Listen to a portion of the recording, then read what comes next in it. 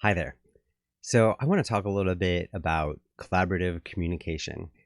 This is one of the four strategic themes of the Omni-Win Project. Now, the goal of the Omni-Win Project is to help us co-create a future of democracy where everyone wins and we have a political culture where we're looking out for everyone's needs and trying to make sure that we include all the different perspectives.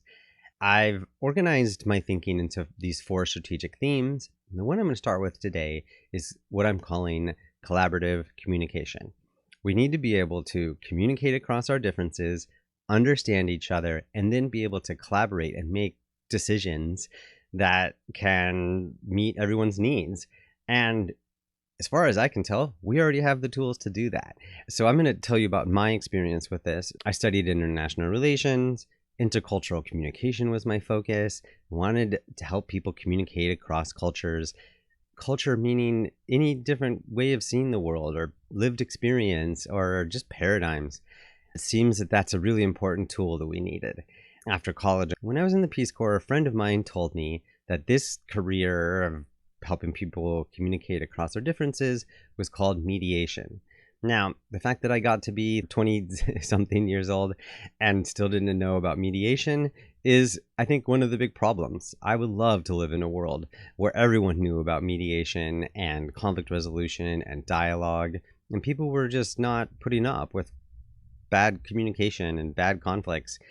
We have the tools, we have the people, so let me tell you about it. Upon returning from the Peace Corps, I went to a mediation center, King County Dispute Resolution Center in Seattle. Thank you to all my mentors there. And I learned a process for helping people collaborate across their differences. Mediation, by the way, is amazing. You can take two people, and as long as they're willing to listen to each other, communicate honestly, be open to new solutions that they haven't thought of, and be willing to keep their agreements, then those people are going to come up with a solution that can work for them. And usually we can do it in about 2.5 or 3 hours, and it works like 80-90% of the time. Some conflicts are a little more complex. We have a couple meetings, but if people are willing to talk through it or be in good faith, is what we call it, we have a process that can really work. The core of mediation, as I learned, is an interest-based conflict resolution process. Over history, we've had three ways of resolving conflicts. One is power, right? Whoever's the most powerful wins. Then we came up with laws, and we came up with a rights-based way of resolving conflict. And that way is, we'll just go see what the legislators wrote down, and we'll see who wins, and we'll see who loses. The great thing about rights and laws is that they're universal, theoretically apply to everyone. But the problem is there's still winners and losers. And two, they're usually made by people who are in power. And also, there's just no way that we're ever going to get them nuanced enough to really deal with all the different experiences that people have. No one's ever going to write all of those laws, and we're not going to get enough jurisprudence to refine it all out. So we have an interest-based model. And the interest-based way of thinking is, what is in your interest and your interest right now in this context? And that means that we actually have to have a specific conversation about what are the issues at hand. And with a facilitator or a mediator, we can help you figure out an answer to it. So this is great to me, and I'm like on my way to figuring out how to make world peace. I learned a couple things when I was there. One was that this interest-based thinking is rooted in the idea of nonviolent communication, which is created by Marshall Rosenberg. But basically, the whole idea of nonviolent communication is figuring out what are the needs at the heart of whatever people are trying to do. And we do that through speaking about our needs and listening about each other's needs. And in this world, they have a list of universal human needs, which is incredible. It's a list of things that everyone wants in their life and needs. These include respect, care, safety. I'll make sure that there's a list here. So this idea is that we can figure out what people need, And from there, we can come up with different strategies on how to resolve those needs that meet everyone's needs. And the cool thing about talking about people's needs is when you really figure out what the conflict is about, that way we can actually recognize each other in that space. We can see like, oh, wow, you just want connection and safety and respect. Well, I want connection, safety, and respect too, but I'm also looking for beauty and order in my life. And the other person might recognize that. And so people are able to figure out how to resolve the problem by stepping away from the strategies they've been using to figuring out what they really want. So this is an amazing tool. The other thing that I learned doing this work, I got a chance to be the case manager. So I got to talk to hundreds of people calling in about whatever their conflicts were. And there's a lot of crazy things that people have conflicts about. But one thing that I observed after talking to, again, like hundreds of people, was that every person who called us was a really good person, and they're dealing with a monster. They're dealing with someone who's doing horrible things, but they're really a good person trying to do good things. But then I would talk to the other person, and guess what? They also were a really nice person dealing with a monster. And this helped me realize that, wow, really everyone's just trying to do their best in this world, and we're just miscommunicating a ton. And so I started noticing that we have this nonviolent communication skills that are important to people. And if it doesn't work, because most people don't have those skills, we can go find someone who can help us resolve the conflict. And now I'm close on my way to making world peace. But then another thing happened to me. I went to the American Bar Association's ADR conference. ADR stands for Alternative Dispute Resolution. A lot of mediation, and this might be what you know about mediation, is just an alternative to going to court. You could try to sue someone or take them to court and go use that rights-based approach. Or you can use this alternative, this interest-based approach. So I was at this conference in Seattle with all these different lawyers and things, and I just was noticing that these people are really thinking about negotiation and how do we win. It just wasn't my favorite part about mediation. And I asked, well, what's on the other side of the spectrum here? And someone pointed out the National Coalition of Dialogue and Deliberation, NCDD. So I went to their conference in Austin, Texas, and I got my mind blown because all of a sudden I was in this space where people were having dialogues about these huge, complex issues, and they had these processes that could get 50, 100 people, even like 1,000 people, all having more or less a coherent conversation about a topic and really thinking about it and really finding out what's going on and coming up with great ways of moving forward. So that was really impressive to me. And there's all sorts of methods for resolving conflicts for 5, 10, 15, 100,000 people.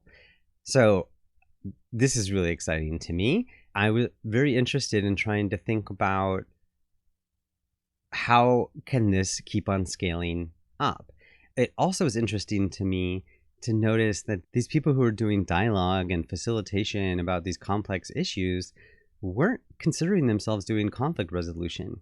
That mediation and dialogue weren't necessarily, or still aren't, necessarily hanging out with each other.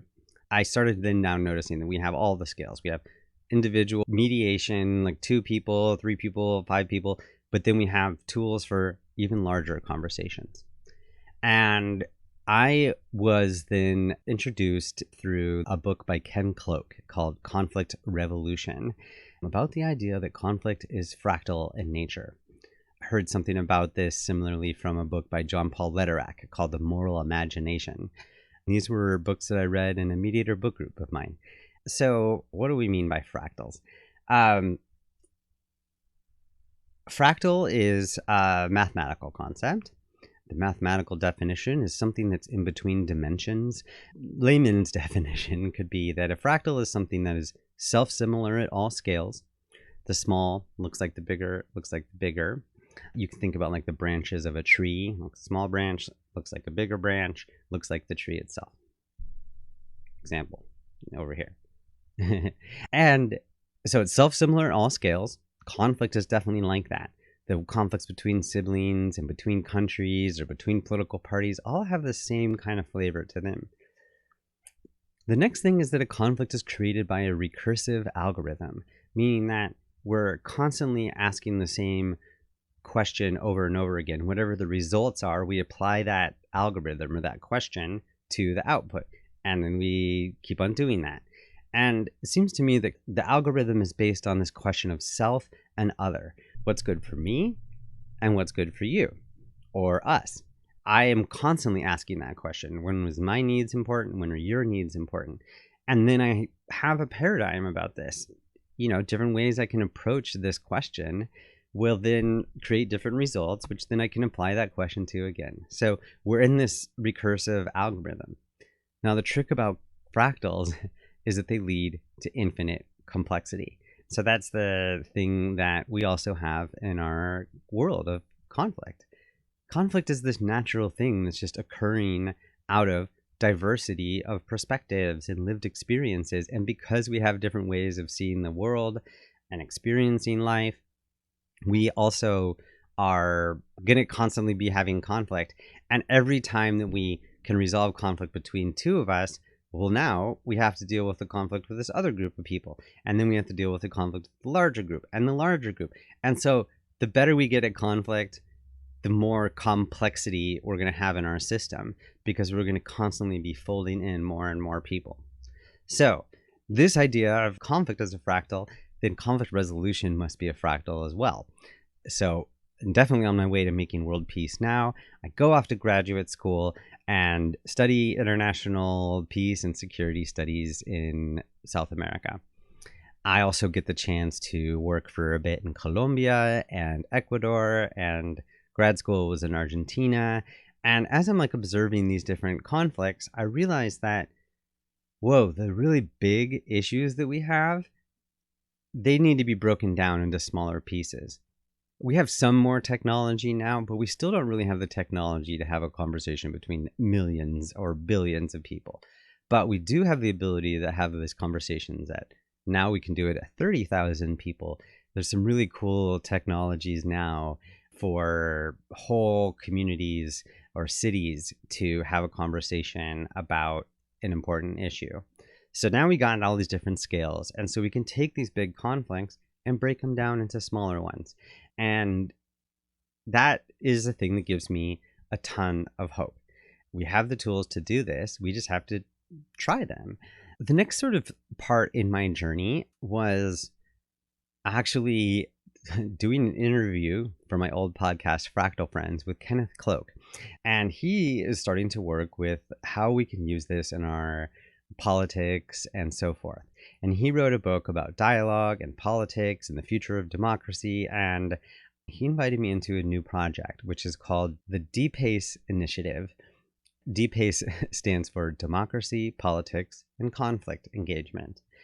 And so we start thinking about how can we bring all of these conflict resolution tools into our democracy and politics. And the first strategy we came up with was to work with organizations that are having internal conflicts. I've been part of these organizations. Maybe you can imagine some advocacy or interest group. It could be anything from animal rights to gun rights to a political party, whatever it is. You can imagine that within this group, there's all this pressure to figure out how are we going to advocate for our thing. Within those groups, there can be conflict about what's the best way to be going forward. What's the best thing we can do? How do we do this? And what are the values that we have? And as these conflicts are happening, because these groups are trying to really organize the world into this is the right plan or this is the wrong plan, and we're going to advocate for something, it has this conflict energy kind of built into it. And so we saw over and over again organizations that were tearing themselves apart because they couldn't figure out how to even work together for their own cause, let alone reach out and communicate to their quote unquote enemies or the people that they're struggling against. And so there's this challenge of how do we communicate our cause to the rest of the world or to the people who we need to convince. And so that becomes its own kind of huge challenge. We have actually put together this conflict literacy framework to kind of introduce people who are in the field of politics and social change to all the different tools and mechanisms. I'll make sure there's a link for that here as well. We're recently an independent organization, and so if you have a conflict out there, a political conflict, or you have an organization that's struggling to figure out how to work together within your group or how to communicate your message to other people, that's the kind of thing we can help with. And again, I'll make sure there's a link so you can learn more about the DPACE Initiative. So coming back to Ken Cloke and how this fits into our politics and democracy, he has this idea that there's like a 3-part recipe for political conflict. There needs to be inequality, there needs to be diversity, and there needs to be the win-lose process. So if you have imbalances of power and you have people with differences and people are trying to win and some people are hoping that other people will lose, then that's how you get political conflict. And I'm sure you can imagine examples of this. And so we tend to notice that there's 3 ways we can sort of get rid of political conflict. We can try to reduce inequality. Now, that is a noble cause and very important. There's a way that politics is really just about how do we allocate power. Political system is basically about power. And there's a certain way where we're not actually going to give away or be able to get rid of all the inequality, if only because we still have people in positions of power, whether they be judges or police or politicians or people who just have the money and resources to make things happen. We do need to try to balance out inequality a little bit more. And there's some really great work by John Paul Lederach about how really you need to get some level of conflict resolution equality before you can actually even have a fair conversation. This is why movements will protest or try to get attention or use rights or lobbying or whatever to get into a place of equal power where they can at least be able to step up to the negotiating table. So inequality. Now, the other way that we can get rid of political conflict is to get rid of diversity. Now, that sounds pretty dark, and it sure can be.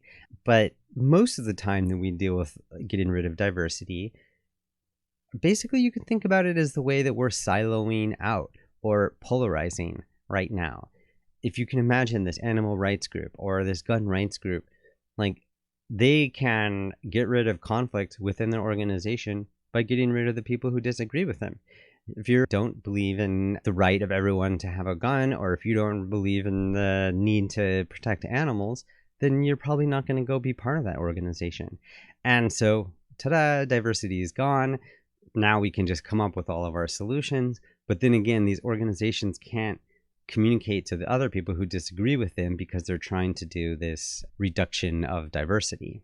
Now, the other thing that's happening, and this is the part that people miss, is the process of having winners and losers. That's the problem, especially when we have processes that create all winners. And we can create collaborative solutions. We can have collaborative communication. And so those opportunities are available to us to resolve conflicts. And so it seems to me that one of the best things we can do if we want to get rid of political conflict is get rid of this win-lose political process. If you're not trying to beat someone, then they don't have to be the losers. And all it really takes then is to come into a process where you're trying to figure out what each other care about. Now, this gets us back to the beginning, where people kind of either don't know that this is possible or they don't really believe it. And it's hard to believe it because our system right now loves talking about polarization and all the different issues that are happening. And it's hard to imagine that we can do this. So I'm just going to give you a slight window into how this works. Whether we're dealing with 2 people or a whole group of people, the first thing is to get everyone a chance to talk about what they need to say without being interrupted. And the goal of that is to figure out what is really at the heart of it for each person. And a facilitator or mediator will just reflect back and just make sure that that is totally understood and everyone hears this person's description of what's going on. And then we figure out together, what do we need to figure out here? What is the question that we're all trying to answer? What are the things that we need to figure out if we're going to figure out a way of moving together forward? And then there are tons of different creative processes that we can use to do that. So as an example, there's this book called The Change Handbook. I actually got this at that conference in Austin, Texas. This book has 60 different processes for us to be able to figure out collaborative, creative solutions that include everyone. And so we have this ability to have this conversation where we all come up with creative solutions. And then we have the process of deciding, okay, which ones of these are we going to do? And then we experiment a way forward. We try, let's see if we try this. How does it work? And that is a way of just resolving one conflict. But if we really, really want to get things going, we need to do some sort of design of a system so that we will say, hey, let's come back together and let's talk about this issue one more time. We'll see if our solution worked. Let's see if we can move forward. And that asks us to realize that we have to do this together because we're all carrying the responsibility of this issue and we're carrying the responsibility for the solution. This asks us to experiment. This asks us to find a way of engaging with the issue in a way that's really taking responsibility for the outcome. And then if it doesn't work, then we come back and we talk and we figure out how to try a different thing. We can tweak it. And, real conflict transformation starts to happen when we identify what are those things that are really at the heart of the issue. And then we find ways of having an ongoing conversation and keep on reflecting and changing and evolving. Here's the thing that I just really want to share here. It's that conflict is basically this opportunity. If we have a disagreement with each other, and especially if we're having an emotional reaction to it, that means that we've discovered something that someone really cares about. It means we have a line right into their heart, and someone has a line right into our heart. And if we can figure out how to trust each other and figure out how to talk about these things that are so important to all of us together, then we can build a way of making sure that those things that we care about so much are being taken care of. So conflict becomes this opportunity to thrive because it gives us a line straight into each other's hearts. And that is a beautiful thing. So what do we do about this? This kind of is what points to the other 3 strategic themes of the podcast and this whole project.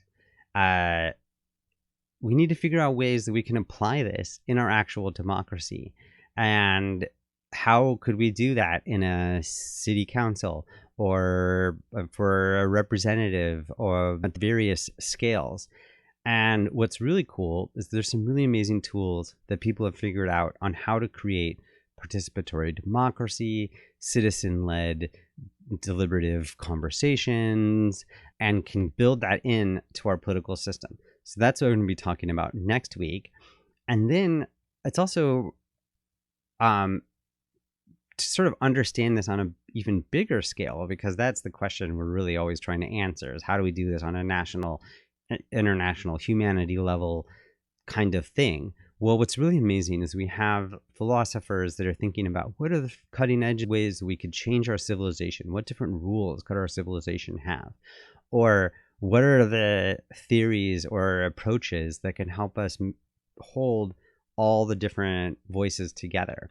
So that's what I'll talk about the week after next. And then, of course, there's that little voice in our head that's like, ooh, this sounds really scary. I don't know if I want to either open up to the possibility that other people might be right or have something valid to share, because that feels threatening, or the possibility that maybe I don't have all the answers and I might be wrong. Those all sound really scary. So that's the fourth category, self-acceptance, and that allows us to be omni-partial, partial to everyone. How can we as individuals, as a culture, as a system, and in our interrelationships decide we want to be able to take care of every person who's involved? What is best for you? What is best for me? And how do we do that? Well, we have the tools. I promise you that they're out there. I'll share some various resources here if you want to read or just get more involved with this kind of work. I'm happy to talk about it more. But the best way to stay tuned for all of this and all the unfolding and the eventual website where I'll have all the different resources there is to go to omniwin.substack.com. And that is where I'm putting out videos and essays and eventually the podcast that's going to be coming soon this summer. So thank you for watching this video. I hope that I've been able to convey some of my enthusiasm about collaborative communication and the tools that are out there. Again, thank you for watching and have a wonderful day.